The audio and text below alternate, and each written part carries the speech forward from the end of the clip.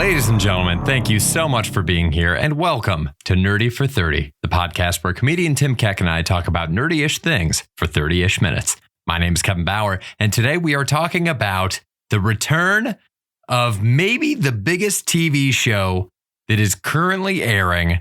It's Stranger Things. Tim, the first half of Volume 4 is out. Hit me with your hottest take. What do you got? What is your... Let's start this one absolutely burning lava hot. What's your hottest take from this one? My hottest take... I don't know if... Okay, what is my hottest? I love this show, for one. I think it's exceptional. I feel like... Mild take. I feel like I always complain about the length on here. I feel like all of these could be longer. I feel like they could be longer. Maybe this is my hottest take. I don't think they know what to do with like half the kids. They just don't like in it. Like, I don't think like Finn, I think they're like, he's there. What's his face? Or like Mike, Mike. No idea what to do with him. Will is just a useless dud. They've just given up on like Jonathan. Charlie Heaton has nothing going on other than his relationship with these other people. Like they just have a handful of characters who only exist because of their relationship with another character. And once that character finds something to do, we don't need that dependent person anymore. You know, we don't need the boyfriend when Eleven's actually doing stuff. Like Eleven's on her own journey, doing her own thing, being a strong, independent woman. And she doesn't need this guy like holding her back. You know, like who gives a shit? He was rescued, his neck tingles, and now he's just useless. He's a waste of time. Jonathan is just like getting high with my new favorite character, that stoner guy, Argyle. He's the man. I fucking love Argyle. Honestly, Jonathan, some of his best work in this season. I love the stoner angle for him, but they're not doing anything. They're just treading water out in California, like buying time. Like they're kind of a waste. Maybe we got to kill some of these kids off. I don't know what else you do with them. Oh my God. Know, if Eleven's the protagonist, maybe another death, one of the many that she's experienced in her life, such as Mike, would do good for the plot and her character. Wow. You know, I didn't think about the consequences of asking you to start with the hottest take, but here we are. We're in it. Maybe this is a good thing. You know, the season didn't take that long to really kick into high gear. Neither did we here. It's fascinating you bring that up because Lauren and I have been talking about this entire season, how good of a job they're doing highlighting all of the side characters. Because, you know, normally in a show like this, you toss in a bunch of side characters, you see them for a couple scenes, and then they are never heard from again, or they're sheepishly written off. In this one, they are really going out of their way to make sure that we get a lot of time with Max. We even get Billy in this season. They literally go out of their way to pick up Susie so that she can help them out. It's fascinating. The fucking cops, the security cops, I don't know who in the government they work for, that come in to protect Will and Mike and Jonathan in the house. We get backstory from the fucking cops. That one cop gets one of the coolest action scenes I've ever seen on TV. It's unbelievable. It's like they came into the season. They're like, okay, anybody that was like on the outer echelons of this show, they're going to fucking shine this season. So do you think that is just a first half thing? Do you think that's a little detour before we get into the meat and potatoes for the second half of the season? Or do you think they are kind of branching off of the original cast and letting the new guard take over? I think this is, I'm reluctant to say a problem, but it is definitely a pattern of behavior in the series, right? It's like a group of kids solving a mystery, and that's fun. But then every season they end up picking up more kids and more people and like kind of expanding the ring. And like they had their thing for the first season. It was like the kids are on a mission, the kids solve it. And then the second season, they're like, well, Eleven and Hopper are kind of like the best parts of this show. Like kind of who cares about whatever happens to everybody else? Winona Ryder is like a star. She's incredible. She's not talking nearly as much as she did in the first season. Like the first season was on her back and she drug it across the line. And now it's like, we don't even need Winona. Right. I don't know. I'm having a hard time. I can't tell if I should. I don't know if I should refer to these people by their like actor names or by. I want to call Hopper Jim Harbour so bad. I don't know what else to. Or David Harbour, because it's Jim Hopper and David Harbour. Wow. I don't know. I'm just fired up. I'm excited. It just seems like they have maybe a problem of just like casting a really wide net with all of these characters. And some of them are hits and they like grapple onto them, and some of them kind of aren't. Like, I think a good example of that is like Lucas, who is like on the show, and in the first season, I think he's fun, but they don't really flesh him out. Instead, they introduce his sister, who they think are super cute. So all of a sudden, his sister is like a bigger part of the show than Lucas is, right? And now she's older, she's not as cute. So they're like, oh, we don't really need her anymore. So now we're gonna like focus back in on Lucas, who really only exists to tell Max that he cares about her and to flesh out these basketball characters. So like they kind of have this weird like leapfrogging thing that they're doing with characters. Like, you're not essential, but you're essential to connect to more essential characters. Like Max, I think, is a star. What's her name? Sadie Sink. I think she's incredible. And it feels like they're going all in on her in a way that they just haven't on. For whatever reason, they're like, Lucas, we're skipping him. We're going in and all in on this Max character. We're fleshing this character out. And it's awesome. They're ditching Will. We don't care about Will. But like, you know, even Dustin gets a little more fleshed out. I mean, I don't know. Steve Harrington they obviously picked Steve Harrington over Jonathan, right? Oh, yeah. Like they've made these choices of like, who's the best. I mean, am I making any sense to you, Kevin? The thing that's not making sense is the fact that you're saying that Lucas isn't getting any focus, because I specifically in the first couple episodes thought how cool it was that they were putting him in more of a starring role, and we were getting to see his character play with that dynamic of trying to stay true to his nerd friends or go off these basketball jocks. That was a really great source of tension the first couple episodes. I really enjoyed that. So respectfully disagree there, just because there's so much. There is so much of focus on him.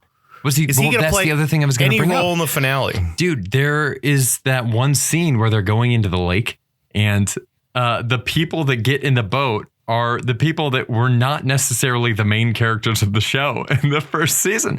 Like, I would say Nancy and Steve were like strong but side characters. Your main core group, it's the young kids from the Hellfire Club. I forget if they had a name for themselves before they joined that club, but you know, Dusty, Mike, Will, Lucas. Max and Lucas and Dusty are just standing on the shore watching the action happen. It was like that one scene encapsulated exactly what's going on with the show right now. You're spot on. And I mean, on the flip side, what they do with like the characters, their character work is so good. Mm-hmm. Like, I think off mic, I gave you we were talking about like the basketball team and how like the lead basketball player, it's like very easy to stereotype this guy as like just a generic douchebag who's like a jerk, and he's not nice, and he's the pretty boy, and you know, he's like some douchey white, you know, entitled guy, and we're like supposed to hate him.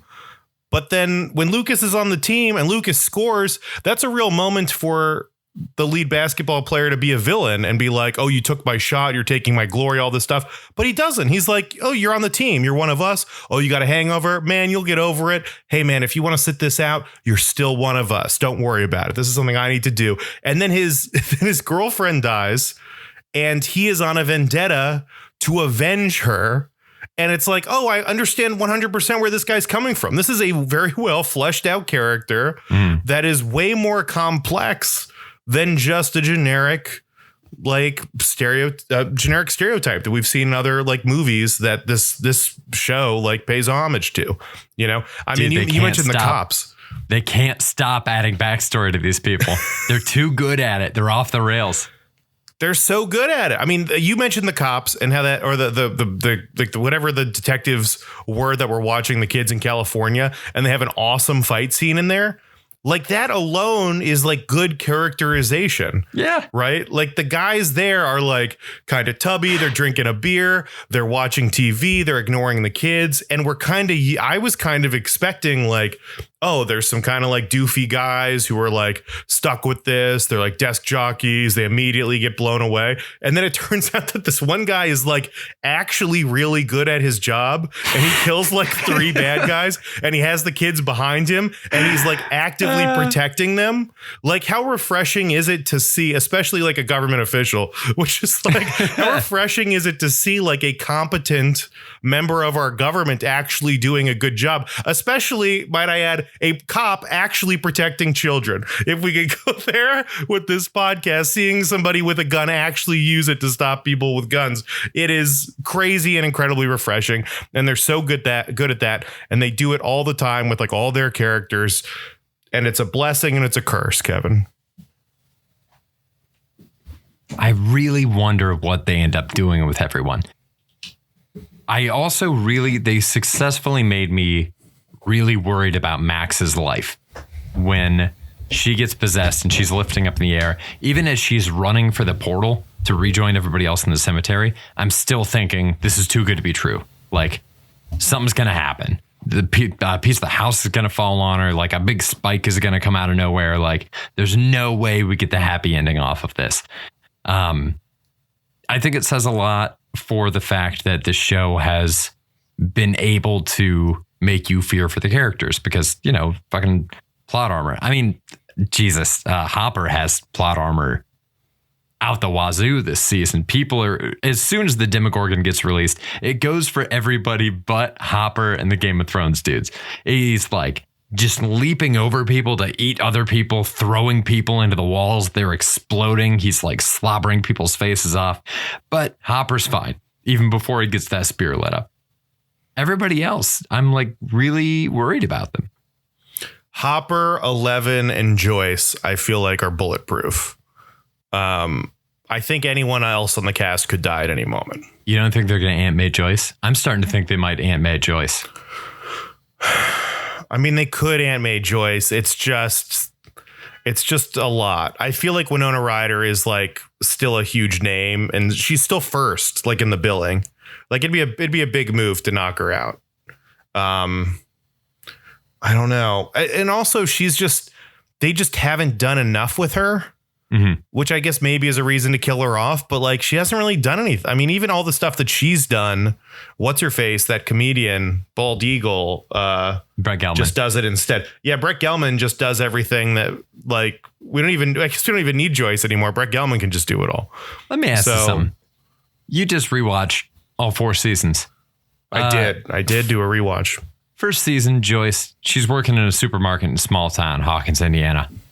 4th season, Joyce is withdrawing $40,000 cash to get on a plane to Alaska to make a ransom swap for somebody who's in a Russian gulag. Have they earned it? Do you think they've earned it?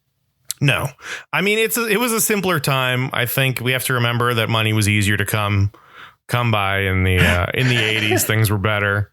The economy was doing better. A woman could, afford a 4-bedroom house just selling encyclopedias from home. So things were better off. But she also just easily got $40,000. The Russia thing is crazy. I mean, it's so over the top. It makes the least amount of sense of anything they've done. I don't think they needed to do it. I'm sure there were other ways they could have done this. Fuck no, they didn't need to do it. This was insane. Them. David Harbour fighting his way back from Russia, I feel like makes sense. Joyce going to Russia, I'm like, this is crazy. This is where I draw the line. This makes no sense at all. Really? This lady? God. Going to California was a big move for her. And now she's flying to Russia to save a friend. Not right. It's not right. Crazy. It feels nuts. We should check in with friends of ours in California to see how frequently they go to Russia. Maybe it's a thing, maybe it's an East Coast, West Coast thing. We don't go to Russia a lot because it's a further flight for us. Yeah. Do you ever hear, I forget, there's a fun term for it, but where you like surf and snowboard in the same day and it's like a California bang bang. I don't know what the name is for it, but they're like, I want to give it a name, but I'm kind of thinking like maybe that's an extension of that. You surf, you snowboard, you go to Russia and trade a friend for ransom money. And it's like, okay, cool. It's just a typical Wednesday on the West Coast. And we just can't relate to that because we're stuck on the subway. Man, it's just, despite whatever problems it has, it's still fascinating. I wish it was longer. I wish there was more. I want more of it. it's just a great show, man. It's just so good. I love the characters. I love hanging out with them. Who's like your favorite character on the show? Which group do you want to see the most of? Which character do you want to see the most of? I mean, this season specifically, I'm no question having the most fun with the Steve and Maya Hawke Robin, right? I'm doing the same thing you're doing. Just using both names. And Nancy and Dusty. I really like that pack. I mean, what a great ad Eddie is. What an incredible ad to the show Eddie is. Dude, what a get. I mean, he's incredible. He's a real fucking guy. I knew 12 of that guy from like the time I was 14 to the time I was 22. So many Eddies have crossed paths with my life. Dude, Eddie and Argyle, I think are great gets. Get the fuck love out Argyle. of town. I love that good. guy. I love that actor. He's just been playing high schoolers for like 12 years now.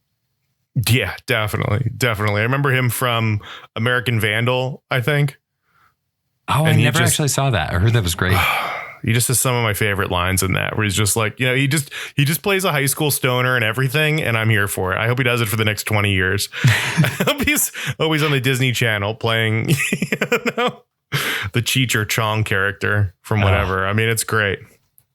God, it's nice fun. that we still have those, isn't it? Like, with all like the legalization stuff, it's nice that we can just fall back on just like a stereotypical stoner and be like, and just have a good time with it. I like it. It's a lot easier to make a stoner character fun and funny for an audience than it is to make an alcoholic character. Something about the dependency angle is a lot more fun with weed than it is with alcohol. I just rewatched Everybody Wants Some, and they have a great character that's just kind of like a drunk burnout. It's just like, you knew so many of this guy in college, at least going to a state school. I knew a lot of this guy, and they nailed it and made him fun in a way that I feel like is, he's not Barney from The Simpsons. Barney's kind of sad. Right. Like there is something less in and I don't think we're right in this. Maybe I don't think we're correct that like, weed dependency isn't as debilitating. I think it's less bad for your health or whatever, but he is still strongly medicating himself from complex emotions, which I think is a pretty destructive pattern of behavior, which is somehow funnier because it's weed, right? Like he's doing the same thing, but because he's high and funny, it's like, oh, this is great. But he is still like, I can't handle this. I need to, if it was heroin, you could do the same thing, but it would be sad, right? Like I can't cope with my reality. I need to like escape. Like that's what he's doing. But for some reason, weed is funny, and you're right, drinking isn't, a harder drug isn't.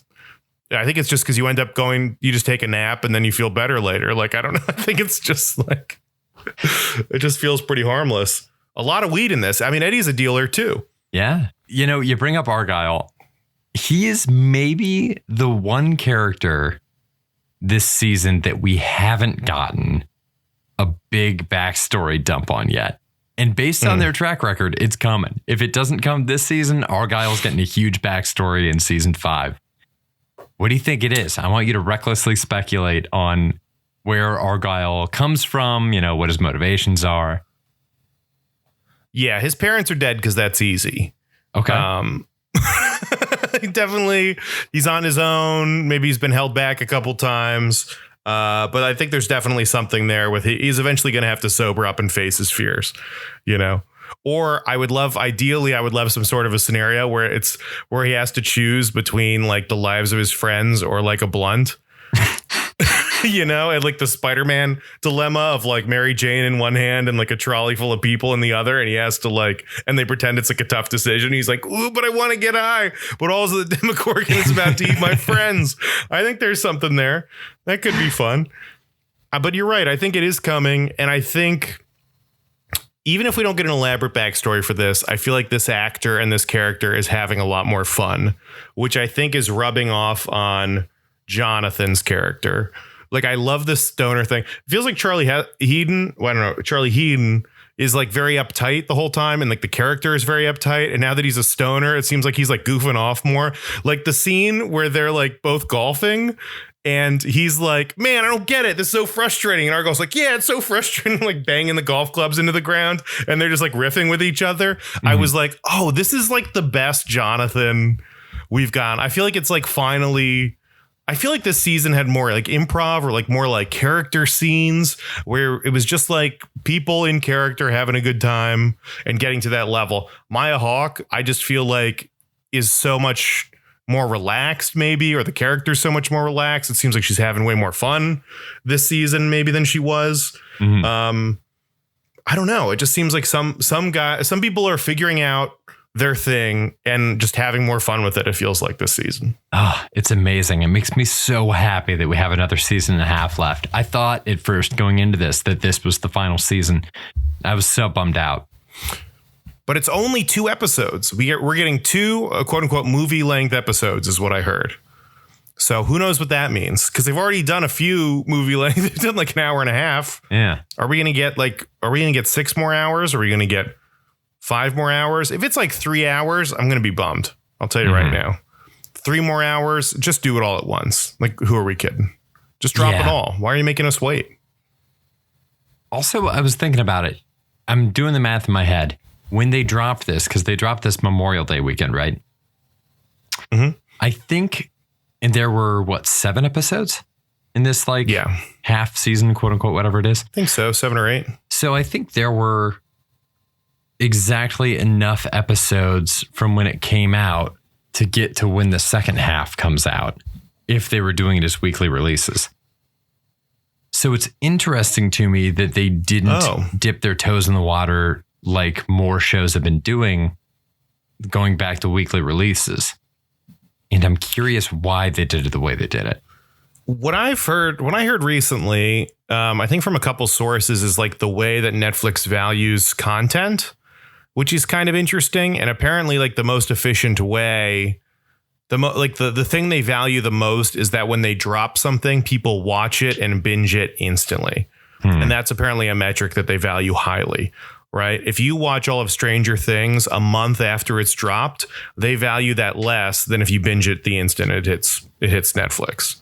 So I don't know if that I don't think that answers your question, but I did think it was interesting that for whatever reason, they really value that initial binge. And that's like the thing that they're chasing. That's like the high they're chasing, is they want you to sit down and spend 10 hours like that weekend watching Netflix.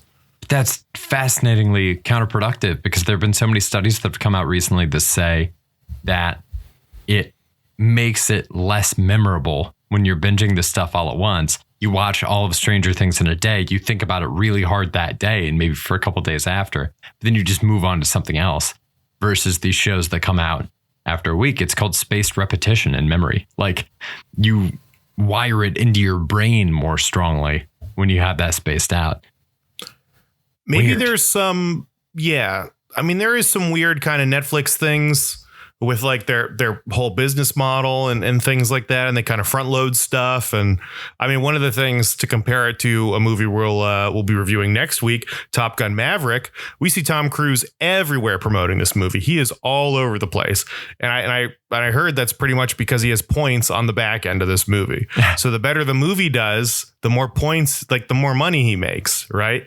And if it, you get a percentage if it grosses this much. And then if it hits the next tier of grossing income, then he gets a higher number of points. So the better the movie does, the more money he makes. So he is making money by going on James Corden's show and taking flights and like driving around and like making a show of stuff and promoting this thing. Whereas Netflix, the model is to pay you slightly more money than you would normally get up front. But that's all you're getting. You're not getting points on this because we're not sharing metrics. We're not doing any of this stuff. So it's just an entirely different business model. They want to own all of that content. They want to drop it all right away. They don't want to like be dragging this out. You're not getting residuals if the show does better. It's really interesting, honestly, like the way they create things. So weird. So fucking weird, Netflix. Okay, here's another question I wanted to ask is, who do you think will be the most successful person coming out of Stranger Things, right? We've got 4 seasons in the bag, pretty much, or 3.5 seasons in the bag. You know, maybe 2 more years of this. And then all of these kids are being released into the wild.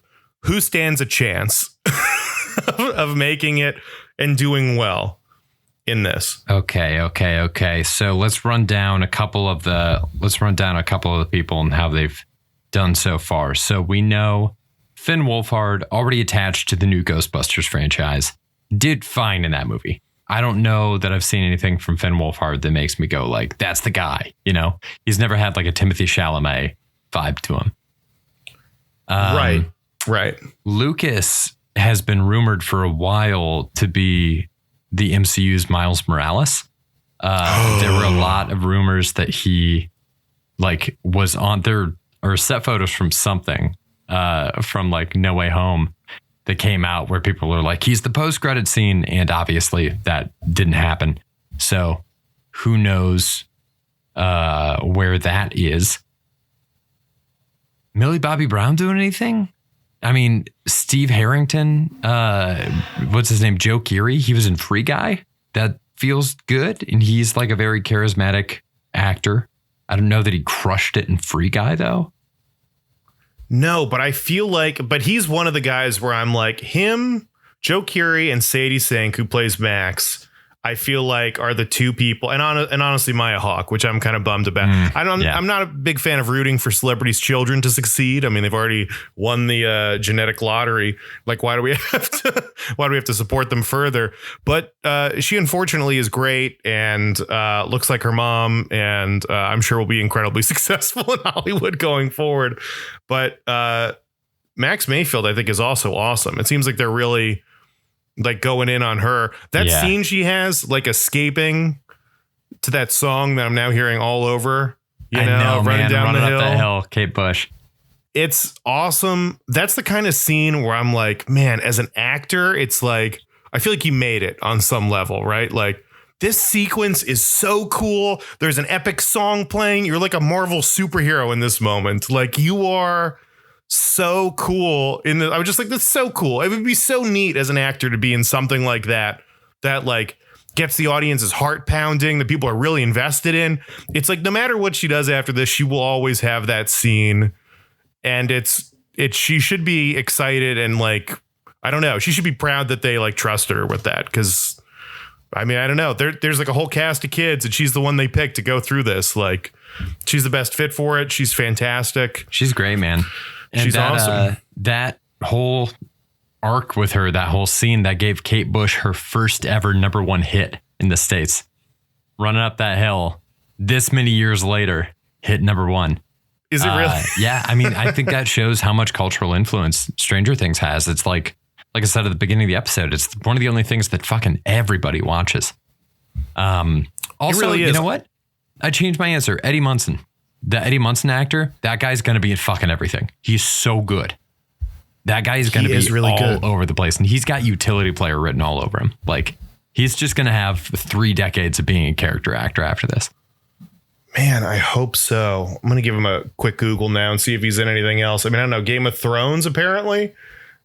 Dickinson. I don't know him from any of these things. I swear I've never seen this guy before, but he's been in a bunch of little things. And you're right. He's so good. He's so good in this. He's exceptional. If he hasn't played the lead singer of a punk band yet in like a music docu-film, it's coming.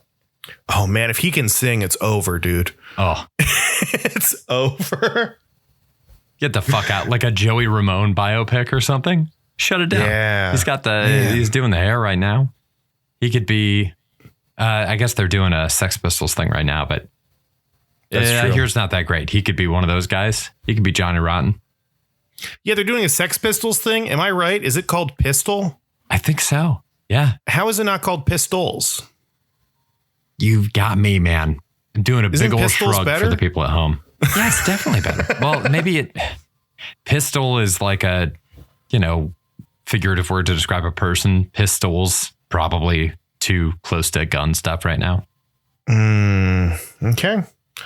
Okay, the NRA taking another good thing and destroying it. All right. Any other thoughts on this, Kevin? Should we do some beefs and thieves? You got any thieves locked and loaded? You got any beefs locked and loaded? I feel like I already described my thieves in so far as like it's probably overall Eddie, but I also really I like this season overall. This is a cop out. My thief so far is this whole season is the best season the show has ever had. They are firing on all cylinders. It's amazing. I thought season 3 was great. I really enjoyed it. I think season 4 is spectacular television. How about you? Man, I don't know if it's that good. It might be. I think the Russia part, I'm just kind of like a little toned out on. I think it's not my fave. Sure. Fair. And there's definitely I think the California stuff, it just doesn't have the weight of the other scenes. As opposed to like season 1. I mean, it's hard to beat season 1. I think it's just so good. It seems like everything was important in season 1. Everybody mattered and there were stakes for everything that they honestly carried pretty much through the other seasons. I mean, I think this is fantastic. I want more. I mean, I wish each episode was 2 hours. You know, I'm all in on it. Yeah. Is it the best? I don't know, but I'm really committed to it. I'm a big fan. I think it's interesting in this movie, maybe the role that the government plays. It's interesting to me that in every film, you know, any form of entertainment, it's like the government is incompetent and horrible and awful. And it's like a running theme in all media of like, oh, yeah, somebody's fucking it up. Someone's the bad guy. It's like, oh, that's a government official. Like they're the ones ruining stuff. I like that. I think it's another just like side of the complexity of this, right, is that 11 is the source of like a conflict within our own government, and different secret factions of the United States government are going to war, like a secret war with each other over her. It's very complicated. And I don't know if I would have guessed this in season 1, but they are pulling it off. I feel like I follow everything. Yeah. And it's very complicated and fun. And I'm pretty sure I know who to trust, but I'm not 100% sure, which I think is also very fun. So I guess I like all that stuff they're doing. I guess it's another extension of just the camera world of like this thing where even Eddie, who I'm like, oh, this is a really fun character, but there's a lot of reasons to like dislike Eddie. Like he's innocent and they're fighting to save him, but he's also kind of a huge dick when they ask him about moving the game. He's got very negative views of a lot of people. He's not a great dude, but they're saving him. I mean, every character in this is like complicated. And I think that's a huge thief for me. The biggest, maybe. So interesting. Oh, what a good story. I hope they can pull it off. I hope they can like bring this home, not just for the end of this season, but for the end of the 5th season as well. My pet theory is that the 5th season is going to be when our core cast is graduating high school. I don't know how they can do a story of a bunch of kids and end it in their like junior year. I think they're going to like do a time jump and have this happen when they're all graduating. 100%. I mean, if we're talking beefs, I mean, the timing on all of this stuff is my biggest beef. Like, okay, Steve Harrington is a year older than what's her name? Oh gosh. Nancy. Maya Hawke. Oh. Like, how are they all not the same age? Like, it felt like they were all the same age. Mm-hmm. And like that she had graduated, but it turns out she's not. She's still in high school, but she is working. I guess that was like over the summer, maybe like school's out or whatever. But I don't know. It just feels like they do stuff. Also, Steve Harrington is just like bringing dates to like a high school basketball game. And like, that's cool. I mean, maybe that's just like a small town vibe. I mean, I don't know. Just the age stuff in this is very weird to me. Like the timing of it is weird.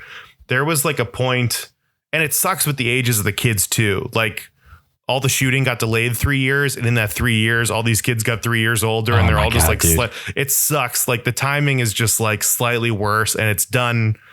Some kids have done way better with it, but like a couple of them, it's like, dang, you really missed a window. Oh, dude, really I got missed a window with Will. I got a beef. Where's the beef? Will Byers' fucking wig, dude. They did him so dirty. It's got to be a wig. That thing's insane. He looks like when Will Ferrell would go on Late Night with Jimmy Fallon and they would do those goofy characters with the big ass bowl cuts. That's what Will Byers looks like. It's nuts. Yeah, Will is a goofy looking kid. He's got a weird voice. He just everything about him is like so drastically different. It feels like just a completely different human being. Dude, it's fascinating. Will Byers went into a barbershop and said, "Make me look like a tree from a Dr. Seuss book." That dude went into the barbershop and said, "Give me the Edna mode." And he's around and he's hanging out with a bunch of stick people. So the fact that he is being, stands out as a stick person, is now being called out by another stick person on a podcast, is just a real indictment of him. Hey. But puberty's hard on everyone, man. You'll get there. Yeah. I remember there was one last super minor beef, I guess. This isn't even worth bringing up, but there was a scene where they're like cutting back to 11. And they go like, there's like what do they call it? They put some font on some like text on the screen and go 12 hours ago. And I'm like, you don't need to be doing this. Mm-hmm. What are you doing this for? You'd think they'd have this down now. Like once they spread everybody out and you're just cutting back and forth, I feel like all the timing on that is very forgiving, right? Like, yeah, if it's 12 hours ago, then you just cut to 11, you just follow her until the end. And then you cut back to this other thing. And that's how you communicate to us. Like these are happening simultaneously, It just felt like an amateur move from otherwise very professional and tight editing, I think. Yeah. Strange choice. But there are stranger things, Kevin. And on that note, let's wrap this thing up. Thank you all so much for listening to the podcast.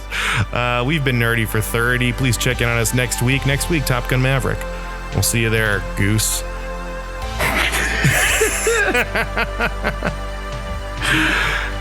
Give us a like, give us a subscribe, do what you can, where you can. Tell your friends, tell your mom, tell your dad, email your senators, and stay nerdy. Bye. Bye.